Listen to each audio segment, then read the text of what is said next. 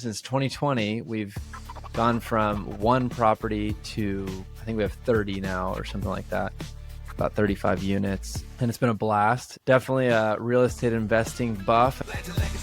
It completely changed my life because, our housing payment is the most expensive thing that we pay for each month. So if you can eliminate the biggest expense that you have each month, it's absolutely life-changing for many, many, many people.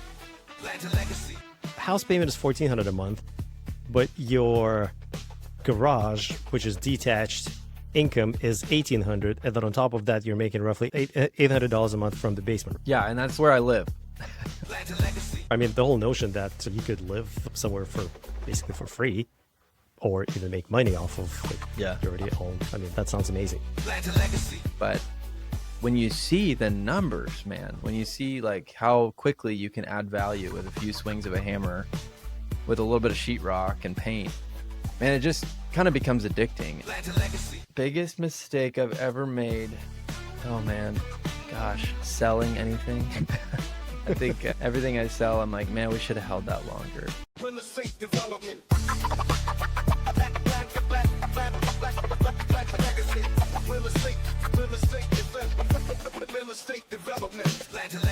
All right, welcome to another episode of Real Estate Development Land to Legacy. I'm trying out this new studio, so let me know in the comments what you think about it.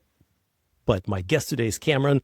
We just met a few days ago when I was on his podcast, and we got to talk about all kinds of things real estate and development related, and I wanted to bring him in to share some of his stories. So Cameron, welcome. Why don't you introduce yourself and let's jump into it. Eugene, great to be with you again, man. I loved having you on the Legacy Investor podcast. I'm Cameron Philgreen. I grew up in Kansas City and moved to Waco about 6 years ago. It was about the time I moved to Waco that I definitely got the real estate investing bug. Started listening to Bigger Pockets, Graham Stephan, read a bunch of books, and started setting goals with my wife. So we started out with one house that we lived in, and we house hacked and we Airbnb'd the other rooms and rented out the other rooms, and then moved from there into another house hack, which is where I still live. We rent out the basement, rent out our garage. Since 2020, we've gone from one property to, I think we have 30 now or something like that, about 35 units. And it's been a blast. Definitely a real estate investing buff. I believe in real estate and absolutely love it, and love the passive income and the appreciation and the tax benefits and everything that's powerful about real estate. I am a huge fan. So now I'm teaching other people how to do it and going on podcasts and getting into bigger stuff. I'm under contract on a big commercial property. It's basically 2 blocks of commercial property, something like 16 units, very dilapidated. Some of it's rented, some of it's not. So that's going to be the biggest thing I've ever done. And that kind of brings us to today. So that's kind of where I'm at for the audience to know who they're listening to. Coming in with a lot of experience with the Burr method and flips and sub 2, creative finance, seller finance. Not as much land like you, Eugene, but hey, I can be convinced. I'm just a big real estate investing fan. So that's me. That's Cameron. Awesome. So yes, basically full spectrum. So I just recently learned house hacking term. Do you mind explaining what it is?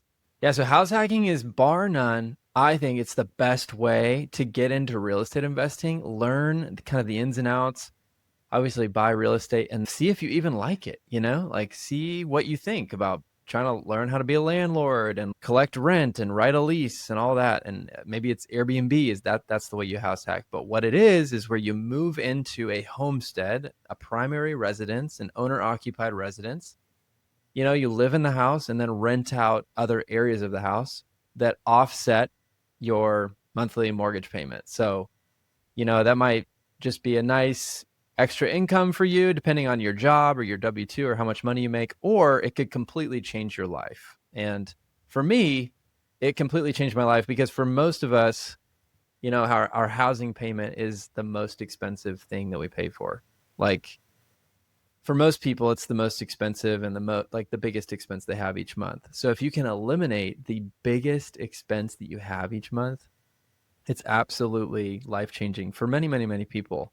For the wealthier and elites, house hacking is not going to move the needle, but for most people, it really is a huge expense that if you can get that to zero or close to zero, it's going to really change your financial picture and financial future. So like for us, we live in this house. I rent the garage. Well, I'll be really transparent and just give you real numbers. We pay $1,444 to live here. And the house was in really bad shape when we got it. We added a bathroom, we fixed up the garage apartment. And so I pay $1,400 a month, but the garage apartment alone, which is 500 square feet, completely detached from the house, they pay $1,800 a month. So that by itself completely pays my living expense. Doesn't include utilities, of course, but pretty much like knocks out my housing payment altogether. And then we rent the basement for $750. I say measly because we could rent it for a lot more, but we have 3 little toddlers living upstairs and it's loud. And, we just want whoever's down there, we want them to feel comfortable with that. And so it's a perfect setup for us. And so that's house hacking. And we started off doing that with Airbnb. We've had roommates before. Now we have little kids in the roommates' rooms and they're not paying rent, believe it or not. And that's house hacking. And so I'm a huge, huge fan. If your lifestyle can allow for it, if you and mostly enjoy people. Every house that we look at to live in, I'm looking for where's the house hacking opportunity. So we're looking to move right now and we have this house in mind, and every house we are looking at, I'm like, where's the additional dwelling unit? Where's the basement that we can block off? Or where's the extra garage space that we can put a kitchen in there? That's just the way I think. And I think that's the really helpful way to start getting into real estate. House payment is $1,400 a month, but your garage, which is detached income, is $1,800, and then on top of that, you're making roughly $800 a month from the basement. Yeah, and that's where I live. So for me, as a developer, we obviously always talk about construction and regulatory issues and permits and all that. Is that all permitted and sort of legal, or is it just kind of under the radar? Yeah. You're doing it on the side? Yeah. So, it's all legal. The garage apartment, I did it all myself, and I didn't like pull permits or anything like that, but it was already a dwelling, and the garage itself was already permitted and built 30, 40 years ago. Mm-hmm. So I just kind of updated it essentially and made it more palatable for living. It was already there. But yes, absolutely. And believe it or not, ADUs are becoming more and more popular in legal jurisdictions because of the housing crisis. And we need more housing. And so they're making it easier for people to build a garage or a dwelling unit in your backyard. A lot of times the rule, at least here, is it can only take up a percentage of the acreage that you have. And so, yeah, definitely want to pay attention to the rules and everything, but it's becoming easier and easier if you are someone who wants an ADU, whether it's to rent it out or to have family stay there or whatever. I just want to point out that only somebody from Texas could be using the term acreage in the context of single family homes. Yeah. But no, you're right. We're seeing ADU laws being adopted in many states, and it is changing the landscape. And even when we're looking at maximizing the density for completely brand new construction, new development, we're now factoring ADUs into that pro forma. So for example, in this one jurisdiction that I'm researching, they're allowing one house per, I believe, 6,000 square feet. But the state law also requires every municipality to approve detached or attached ADUs. So now this 6,000 square feet property can have the main house and can have an ADU. There are some restrictions in some municipalities, like this particular one. They're saying that ADU cannot be bigger than the house. In some areas in Seattle, we're actually able to do a triplex by calling it main house with 2 ADUs. So it's literally 3 identical townhomes, but we call one of them as the main house. And then, I don't know, there may be some minor variances, maybe a couple hundred square feet. I'm curious, is that like a recent law that passed? Yeah, so in Seattle, well, state of Washington adopted it, I believe, a year, maybe 2 years ago. And oh my gosh, their requirement it's a housing is shortage. Exactly, and especially you've probably seen in the news all the homelessness in Seattle and most West Coast cities. So in Washington, every city, every municipality has to adopt that state mandate by, I believe, middle of this year. So pretty soon, every single city and county in the state has to adopt it. So you can build, in this state, 2 ADUs. So one could be attached, one could be detached.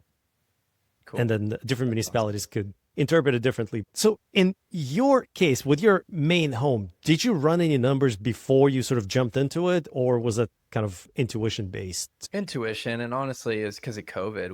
We're Airbnb in our other house, and we're like, well, Airbnb is not going to work, and we can't be in close proximity with anybody. So like, let's just get a new house and like move out of this thing and rent it out. So that's what we did.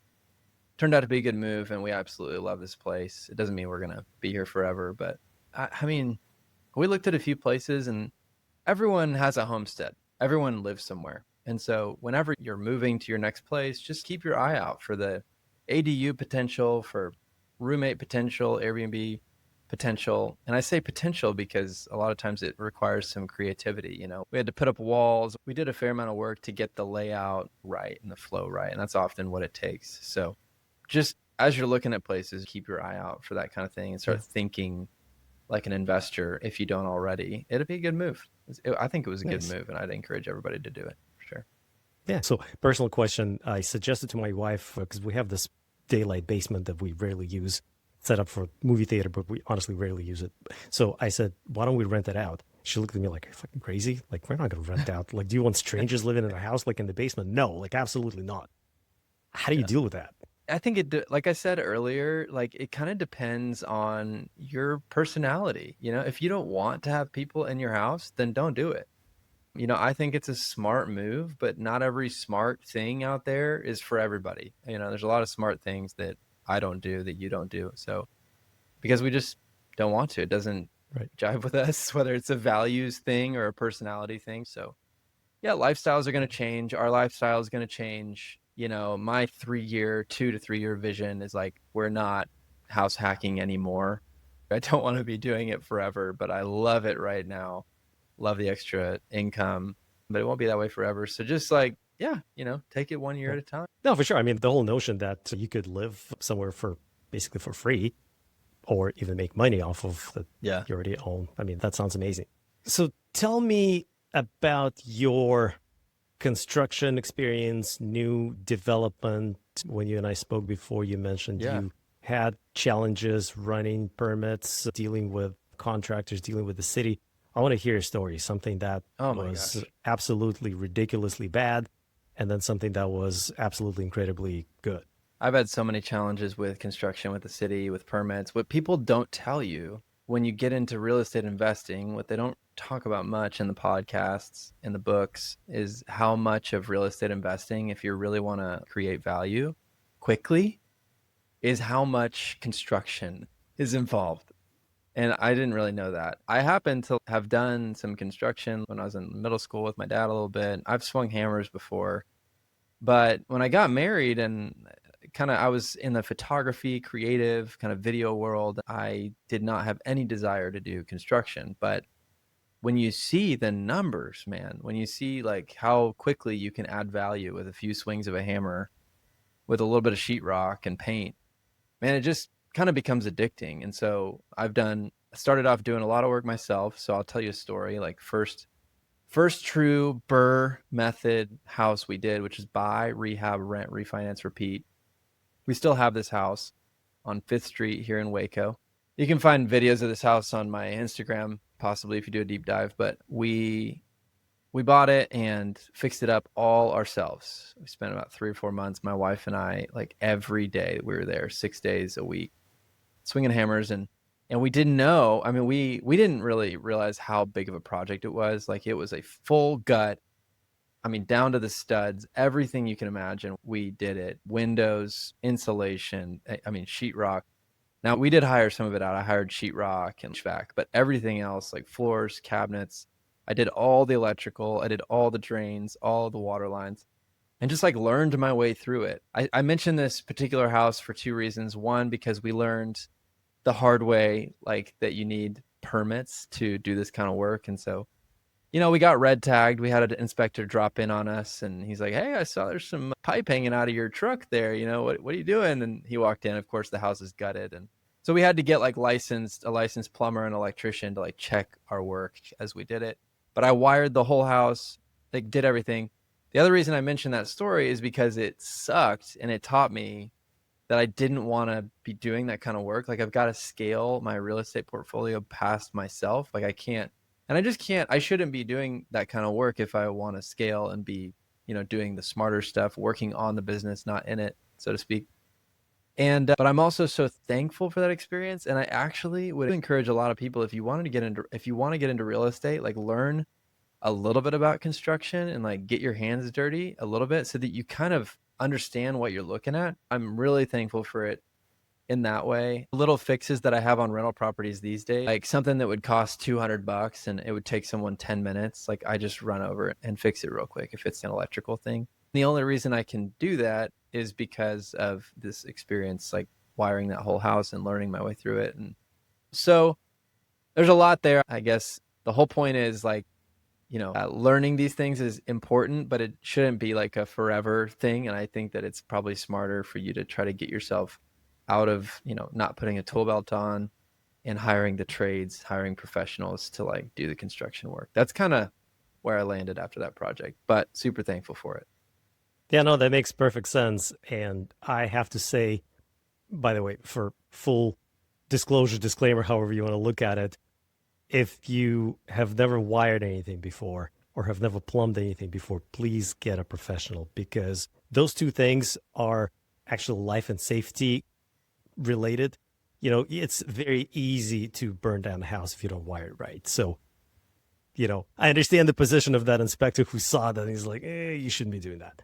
Everything else, general carpentry, fine, but electrical, plumbing, HVAC, HVAC, you can't even charge air conditioners without a license. You can't buy the Freon to charge it. But yeah, it's true. But yes, electrical, I would highly recommend getting somebody who knows what they're doing. But your example is very interesting because now that you know what it takes to get things done, first of all, it makes you appreciate the people that do it every day.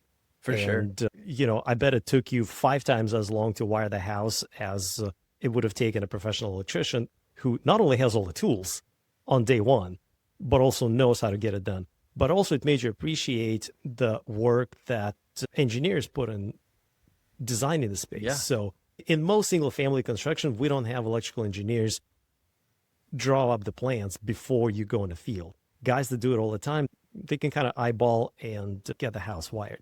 When it becomes more complicated, when you have multiple units, it becomes a nightmare. And most cities wouldn't let you do it without an approved set of plans. So somebody has to draw it up, put a stamp on it, and they have to review and approve it.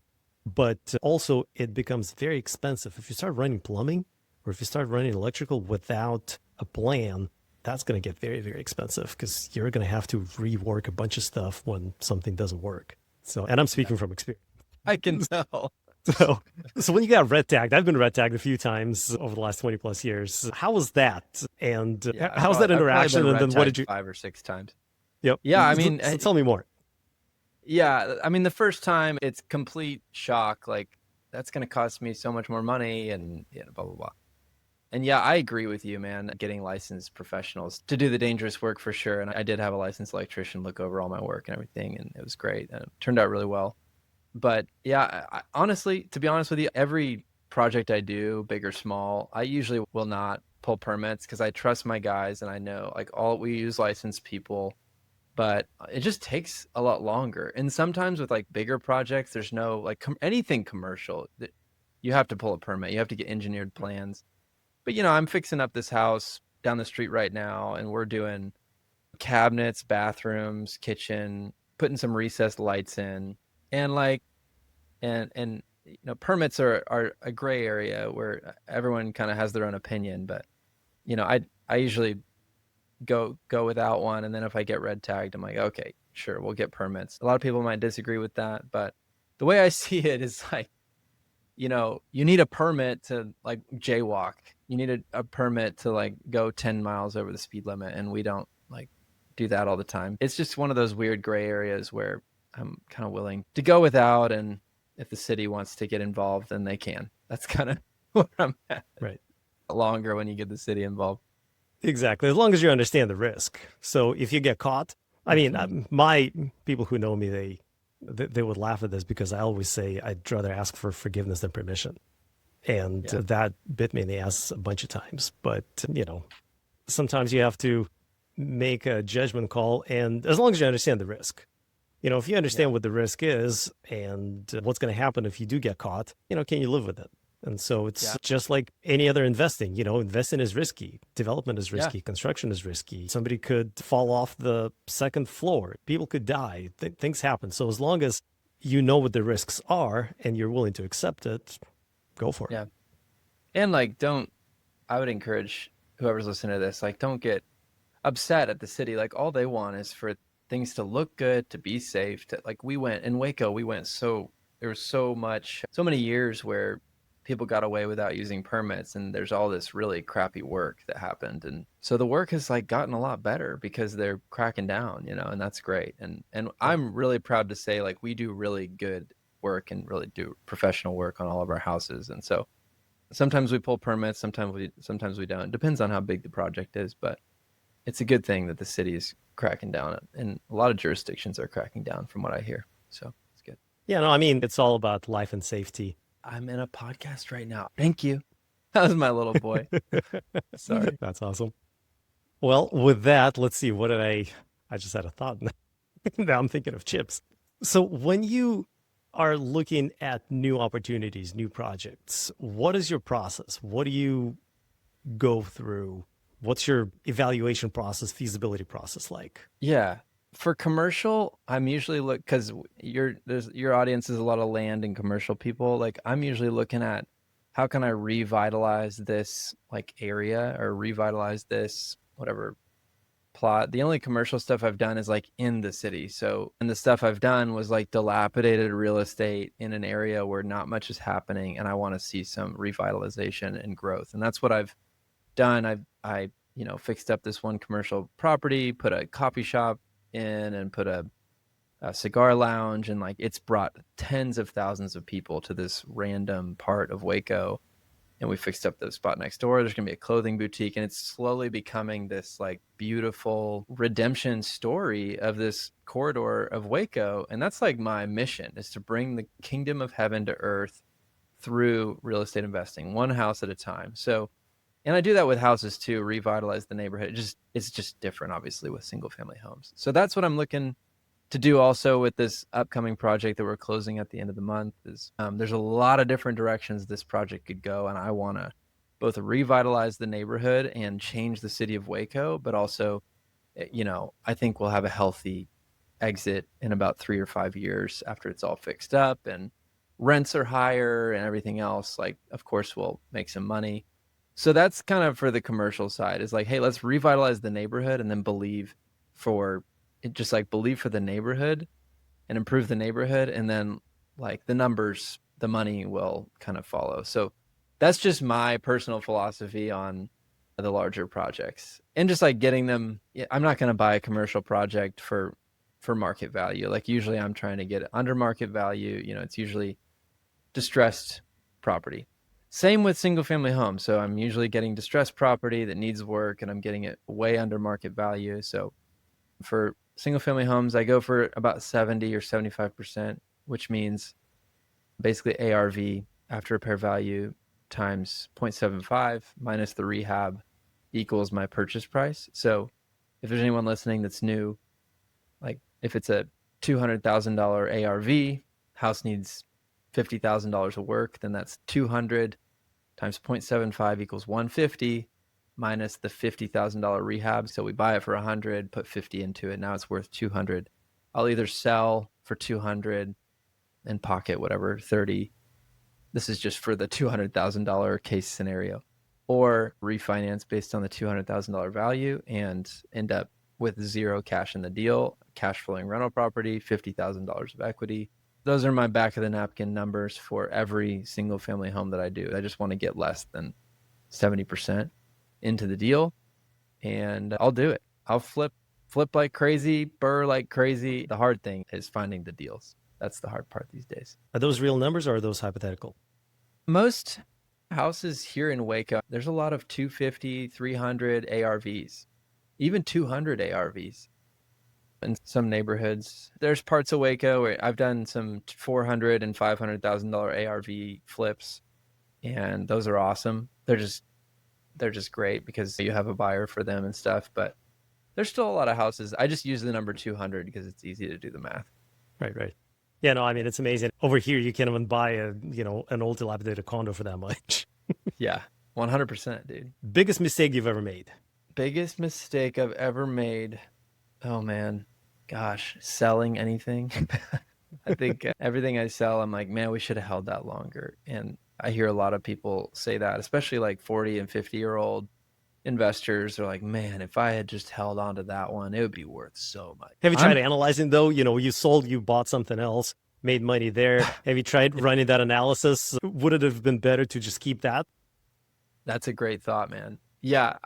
I mean, everyone, this is what Grace Gudenkoff said on my podcast is like, everyone has a bottom 20% of their portfolio, everybody. So, and she's like, you should always be considering selling your bottom 20%. And so I really took that to heart, and I have sold a couple things, and I'm in the process of selling a couple. So like, yeah, everyone has a bottom 20%. And I don't think you'll regret selling that bottom headache 20% and exchanging it for, something with less headache or something bigger, or leveraging up again, with the biggest mistake thing. Nothing like immediately comes to mind. Praise the Lord. So I got into this SBA loan with a local bank. And I think the mistake was that I assumed the SBA and this local bank had my best in mind. It turns out I assumed that the SBA would have the best rates, and they didn't. I was paying on $750,000. I was paying 11.75%. When rates started to go up a little bit, it was prime plus 2.75. I was losing like $1,500 every single month on this commercial deal. So I just wish I had shopped that a little bit more. It would have saved me. There's also a prepayment penalty and like tons of origination fees. I think I would have saved something like $50,000, $60,000. That was a pretty big mistake. And just like not shopping enough. If there's any lesson for you guys to learn, it's to shop for those rates, to shop different banks and different, even like secondary market loans. I wish I had done that better. And same with contractors. Anything that you can shop it. It doesn't cost you anything except for some time. I wish I had shopped that more. That's probably a big one. How do you shop contractors? Basically either engineered plans or take them by the house, and I usually write down what I want to do with the house. And I usually will draw my own plans on SketchUp if it's going to be more complicated, and, walk them through the house and explain the scope of work. I usually ask for labor only. So I'll pay for all the material. You just give me how much can you do this for labor wise, and hey, show me photos of your work and blah, blah, blah. And how fast do you think you can do it? Speed is a big one for me. If someone's going to take 6 months to do a single family home, I'm going to pay more, obviously, for someone who's faster. With engineered plans, I mean, it's so easy. Like once you have plans, just send them over you can email them to 50 people, and ask them for a bid, and then take like 5 of them and ask a few more questions. What's your timeline? Show me pictures of your work, and just vet them a little bit more and walk the project. And, I don't always go with like the lowest possible bid. There's a lot to be said for a company's, whether it's mechanical, electrical, or plumbing, like how big they are, how many guys they have, what's their branding, what's their website. There's a big difference between hiring like the 1-person HVAC crew and the 60-person HVAC crew. If the prices are pretty close, you have a lot more experience with that than me. I have a lot of opinions, but obviously we've worked with small contractors, large contractors, and I've seen the interaction, and I've picked the wrong bidder, and I've picked the right bidder before, and I've picked based on relationship. What I would like the listeners to have a better, be better prepared for, how do you ensure that you're comparing apples to apples? I mean, anybody can pick the lowest bidder, right? But what a lot of people don't know is what is hiding behind that number. There's a reason why one bidder is less than everybody else. How do you ensure that the one you pick didn't just promise you the fastest turnaround? And then, to be honest, I would love to hear from you, Eugene, because I've found myself using the same guys because I just know the guys I trust. I know their pricing is going to be close to the, not the bottom, but like pretty good, pretty reasonable with carpentry and mechanical, electrical, plumbing. So, and whatever, concrete, So like, I'm curious how you do that. Yeah. So, I mean, we definitely talk to multiple subs or multiple GCs. We used to be our own GC general contractor. Now we work with GCs, but we do oversee their subcontractors or their choice of subcontractors. So we do have opinions on that. It's always complicated, especially the more complicated the project is, the harder it is to make sure that you are looking at apples to apples. But the main thing is we always have the scope of work written out. Without the very detailed scope of work, it's very hard to know what's included in that price. I personally always insist on having the price broken out. I don't just need the total, because that total could be hiding so many things. I need to know what it consists of so that I could pick and choose, and so that I could decide what makes sense, what doesn't make sense, so that we could value engineer, reduce the cost by swapping out some of the materials. And then what I typically tell my generals is, look, let's agree on your markup. I'm willing to pay you a fair markup, but that's going to be really the only thing that you're going to be competing against others.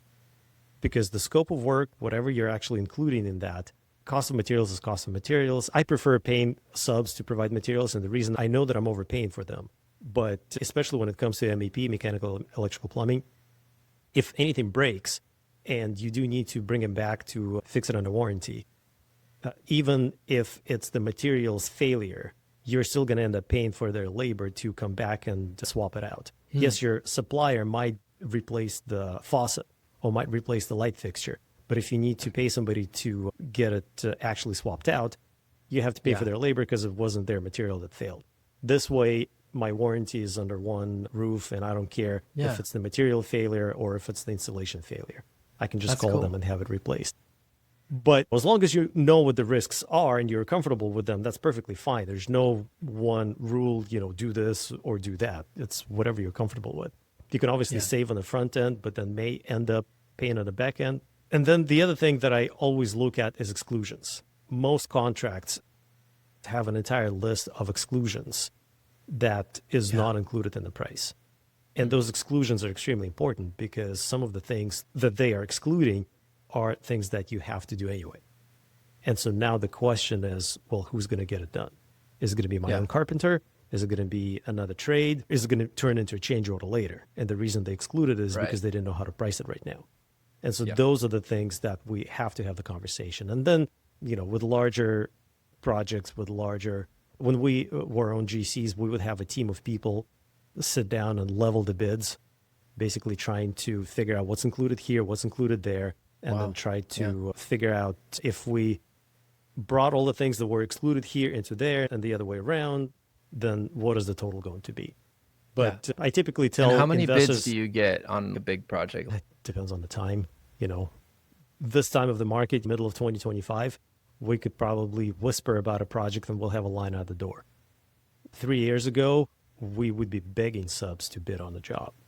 And we would send out a dozen RFPs, and we'd be lucky if we get one response. Gotcha. So, I generally like to have at least 3 to look at. As far as GCs, general contractors, I tell them right away, look, I don't care about your number. I don't want you to waste time estimating the job, especially early in the project. I like bringing GCs super early on when we just first started talking about it. At conceptual design and schematic design, I like having a GC on board because I need somebody to help me estimate the cost of that project. For me to pick a GC, I would pay them pre-construction services. I would pay them an hourly fee or whatever we agree on to put their estimation team on the project and work with us, work with the design team to get the project estimated. But what I tell them is I am going to ask you for your fee proposal. So tell me what your markup is. And then give me your budget for general conditions, general requirements. I just want to see what types of overhead they're throwing in the project. And they always, fudge a little bit. They try to maximize their general overhead. I just want to see what that is. Everything else, I tell them, look, I don't care. I know that it's going to cost what it's going to cost. And, my philosophy is as long as I'm comfortable with the guys, as long as we can go grab a drink after work, talk about religion and politics and not be mad at each other and still shake hands and go to a project, I think we can work together. Some companies, especially on large projects, you work with these big corporate GCs and they're too corporate. They're like guys in their sports coats or their company issued polos. And it's like, I don't know, if it feels too sterile, I don't like it. Bro, were you're at able another to. level if you're working with GCs that have sport coats on. I've never It's experienced that. Yeah. all right. All right. Well, let's see. Before we wrap up, one quick question that I wanted to ask you, and it might end up being a long answer, but how do you typically finance your projects? You mentioned working with banks, SBA loans. Yeah. Do you work with outside investors? Do you self-fund? What's your strategy? All right. So the commercial stuff, I'm using banks, usually, putting 20% into the deal for the purchase, and then they're usually going to cover 100% of the renovation, somewhere around there. What I've found with commercial stuff is you do have to be a lot more liquid. With single family, you don't have to have any money. I guess you could raise all the money for a commercial project. It's just you're going to give up a lot more in points and origination fees and interest. With banks, I'm fine. We're paying 7, 8, 9% with the bank. With single family, I really am passionate about this because a lot of newbie investors think that you have to come, like they're like, I can't even buy my own house. I got to come up with all this with a down payment. And I just, I can't do it. I don't know how people buy houses. I have compassion for that. With real estate investing, it's very possible to end up with zero of your own cash in the deal. Whether you have the cash at the beginning and then you exit and get your cash back, or you can use investors and they'll fund the entire purchase and the entire renovation. You never bring $1 to the table. That's what I typically do. I have a short list of private money lenders. These are people that you and I, listener, both know. If you don't think you know these people, you're wrong. You definitely know somebody that has $200,000, $300,000, $400,000 that's sitting there that's making 6%, and you could be offering them an opportunity to make 12% or 10% on that money. So that's what I do is I reach out to people on Instagram or call them up or text them or whatever and say, hey, I have this house coming up. You want to make 12%? And they'll wire the money to title. We buy the house, 100% of renovation. And then they do what's called a construction holdback. And they send me draws of $20,000 or so whenever I need it, basically. And they'll fund the entire renovation. So that's what I do. And that's what I'd encourage most people to do is try to connect with those people. That's a huge reason I have a podcast and even put any time into social media and content. I'm sure you're similar. It's like, I want to build trust and show people I know what I'm doing and give people an opportunity to invest their money and make 12%. Like, that's pretty solid no matter where you look. But that was a long answer, but that's how I'm funding my deals. I'm excited to get to the point where I need to raise 7 figures for a deal, like probably what you're doing. And I think I'm getting close to that moment. That'll be a fun one. Well, hey, Cameron, thank you so much for your time and your experience. I think it was super useful. If somebody wants to get a hold of you, what's the best way to reach you? Thank you so much for having me, Eugene. My Instagram is Cameron_Philgreen. My podcast is The Legacy Investor with Cameron Philgreen. And I do coaching. I have a course, an ebook, I have all that stuff for people to learn more, mostly about the BRRRR method, because that's what I kind of specialize in. So yeah, reach out. Awesome.